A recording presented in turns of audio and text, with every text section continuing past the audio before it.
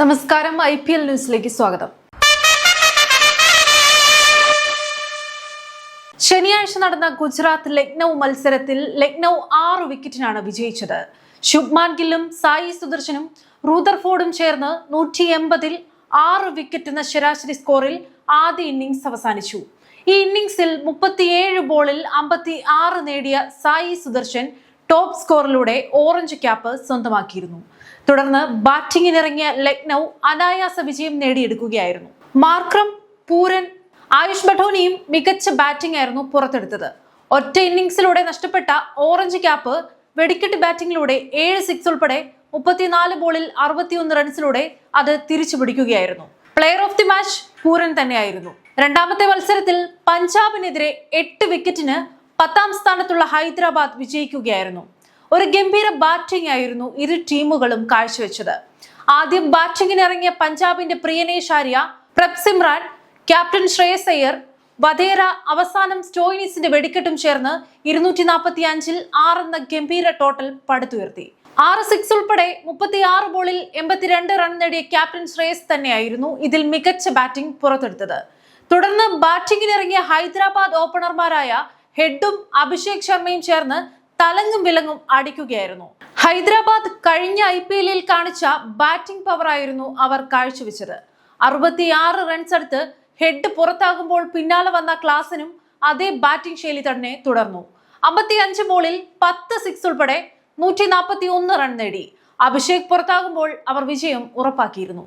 അഭിഷേക് ശർമ്മ തന്നെയായിരുന്നു player of the മാച്ചും. ഇന്നലത്തെ ആദ്യ കളിയിൽ രാജസ്ഥാനെതിരെ ബാംഗ്ലൂരിന് 9 വിക്കറ്റ് വിജയം സ്വന്തമാക്കാൻ കഴിഞ്ഞു. ആദ്യം ബാറ്റിംഗിനിറങ്ങിയ രാജസ്ഥാന്റെ ജയ്സ്വാൾ 47 ബോളിൽ 75-ഉം പരാഗും ജൂറലും ഒഴിച്ചാൽ ക്യാപ്റ്റൻ സഞ്ജു ഉൾപ്പെടെ പരാജയമായിരുന്നു. 173-ൽ 4 വിക്കറ്റ് എന്ന ചെറിയ സ്കോറിൽ ആദ്യ ഇന്നിംഗ്സ് അവസാനിപ്പിക്കേണ്ടി വന്നു. തുടർന്ന് ബാറ്റിംഗിനിറങ്ങിയ ബാംഗ്ലൂരിന്റെ വിജയം സാൾട്ടും കോഹ്ലിയും പടിക്കലും ചേർന്ന് അനായാസം നേടിയെടുക്കുകയായിരുന്നു. 6 സിക്സ് ഉൾപ്പെടെ 33 ബോളിൽ 65 നേടിയ സാൾട്ടായിരുന്നു പ്ലെയർ ഓഫ് ദി മാച്ച്. ഇന്നലെ നടന്ന രണ്ടാം മത്സരത്തിൽ പോയിന്റ് ടേബിളിൽ 1ാം സ്ഥാനക്കാരായ ഡൽഹിക്കെതിരെ മുംബൈക്ക് നാടകീയ വിജയമായിരുന്നു സ്വന്തമാക്കാൻ കഴിഞ്ഞത്. ആദ്യ ബാറ്റിംഗിനിറങ്ങിയ മുംബൈയുടെ രോഹിത് ശർമ്മയും റിക്കിൾട്ടണും ചേർന്ന് മികച്ച തുടക്കമായിരുന്നു നൽകിയത്. ഇവർ പുറത്തായതിന് പിന്നാലെ വന്ന സൂര്യകുമാറും തിലക് വർമ്മയും നമൻതിറും ചേർന്ന് ഉഗ്രൻ ബാറ്റിംഗ് ആയിരുന്നു കാഴ്ചവെച്ചത്. 33 ബോളിൽ 3 സിക്സ് ഉൾപ്പെടെ 59 റൺസ് നേടിയ തിലക് വർമ്മയായിരുന്നു ടോപ്പ് സ്കോറർ. 205-ൽ 5 എന്ന ശരാശരി വിജയ ടോട്ടൽ മുംബൈ കണ്ടെത്തി. തുടർന്ന് ബാറ്റിംഗിനിറങ്ങിയ ഡൽഹിക്ക് ആദ്യ ബോളിൽ തന്നെ വിക്കറ്റ് നഷ്ടമായി. തുടർന്ന് ഇമ്പാക്ട് പ്ലെയറായി ഇറങ്ങിയ മലയാളിയായ കരുൺ നായർ മുംബൈ ബൗളിംഗ് നിരയെ അടിച്ചു നിലംപരശാക്കുന്ന കാഴ്ചയാണ് അരുൺ ജെയ്റ്റ്ലി സ്റ്റേഡിയത്തിൽ കണ്ടത്. ഒരു വേള മുംബൈ തോൽവി അറിഞ്ഞിരുന്നു. അഭിഷേക് പോറൽ മികച്ച പിന്തുണ നൽകി. 5 സിക്സ് ഉൾപ്പെടെ 40 ബോളിൽ 89 റൺ നേടി. കരുൺ നായർ പുറത്താകുമ്പോൾ ഡൽഹി വിജയം ഉറപ്പിച്ചിരുന്നു. എന്നാൽ പിന്നെയാണ് നാടകീയ രംഗങ്ങൾ അരങ്ങേറിയത്. ഒന്നിന് പുറകെ ഒന്നായി 135-ൽ 2-ൽ നിന്ന് 180-ൽ 7 എന്ന അവസ്ഥയിലായി. 19ാം ഓവറിൽ ബൂംറ ബൗളിങ്ങിന് വരുമ്പോൾ അവർക്ക് വിജയിക്കാൻ വേണ്ടത് 23 റൺസ്. ആദ്യ 3 ബോളിൽ ഡൽഹി വിജയം ഏറെക്കുറെ ഉറപ്പിച്ചു. പിന്നെ എറിഞ്ഞ് 3 ബോളുകളിലാണ് വീണ്ടും നാടകീയമായ സംഭവങ്ങൾ അരങ്ങേറിയത്. 3 ബോളിൽ 3 റണ്ണൌട്ടുകൾ. കാണികളെ അമ്പരപ്പിച്ചുകൊണ്ട് മുംബൈ 12 റൺസിന് വിജയിക്കുകയായിരുന്നു.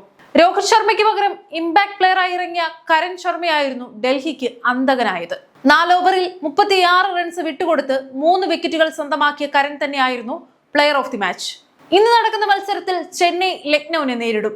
10ാം സ്ഥാനത്തുള്ള ചെന്നൈക്ക് വിജയത്തിൽ കുറഞ്ഞ ഒന്നുമില്ല. കാരണം ഈ മാച്ചെങ്കിലും വിജയിച്ചാലേ ചെന്നൈക്ക് പ്ലെയർ ഓഫ് സാധ്യതയെങ്കിലും നിലനിർത്താൻ കഴിയൂ. ഇന്നത്തെ മത്സരം ആര് വിജയിക്കുമെന്ന് നിങ്ങൾക്കും കമന്റ് ചെയ്യാം.